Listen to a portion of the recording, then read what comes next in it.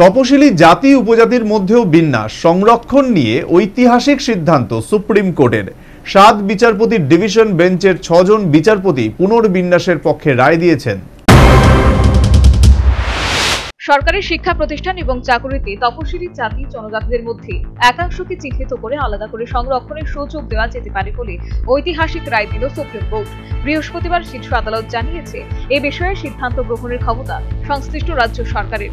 Supreme কোর্টের রায়ে বলা হয়েছে, উপশ্রেণী চিহ্নিতকরণের বিষয়টি ভারতীয় সংবিধানের 14 নম্বর অনুচ্ছেদে উল্লেখিত সমতার নীতি লঙ্ঘন করছে না। তবে প্রধান বিচারপতি DY চন্দ্রচূড়ের নেতৃত্বাধীন 7 বিচারপতির বেঞ্চ বৃহস্পতিবার এই রায়ের ক্ষেত্রে ঐক্যমতে পৌঁছয়নি। 6 জন বিচারপতি তপশিলি জাতি জনজাতিদের মধ্যে অতি পিছিয়ে পড়া অংশকে চিহ্নিত করে কোটার মধ্যে কোটার সুবিধা দেওয়ায় ছাড়পত্র দিলেও বিচারপতি বেলা ত্রিবেদী ভিন্ন মত প্রকাশ করেছেন।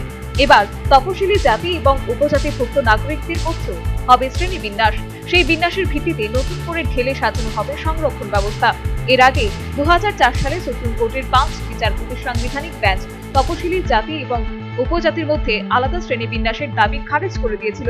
সেই সময় সুপ্রিম কোর্টের সাংবিধানিক বেঞ্চ জানিয়ে দেয়, তপশিলিরা সমশ্রেণীভুক্ত, তাই তাদের মধ্যে আলাদা শ্রেণীবিন্যাস করার কোনো অর্থ হয় না। কিন্তু বৃহস্পতিবার সুপ্রিম কোর্টের 7 সদস্যদের ডিভিশন বেঞ্চ জানিয়ে দিল, তপশিলি জাতি উপজাতির মধ্যেও শ্রেণীবিন্যাস প্রয়োজন আছে। আজকে তিনি দাঁড়িয়েও সুপ্রিম কোর্টের পর্যবেক্ষণ, তপশিলি জাতিভুক্তদের মধ্যেও অনেক শ্রেণী রয়েছে, যাদের মধ্যেও কিছু কিছু শ্রেণীর তুলনায় অনেকটাই পিছিয়ে রয়েছে। সংরক্ষণের সুবিধা দেওয়া সত্ত্বেও এই প্রজাতিভুক্তদের উন্নয়ন সম্ভব হয়নি স্বাধীনতার 77 বছর পরেও। সুপ্রিম কোর্টের 7 বিচারপতি ডিভিশন বেঞ্চ ছিলেন প্রধান বিচারপতি DY চন্দ্রচূড়, বিচারপতি BR গগৈ, বিচারপতি বেলা M ত্রিবেদী, বিচারপতি পঙ্কজ মিথাল, বিচারপতি মনোজ মিশ্র এবং বিচারপতি সতীশ চন্দ্র শর্মা।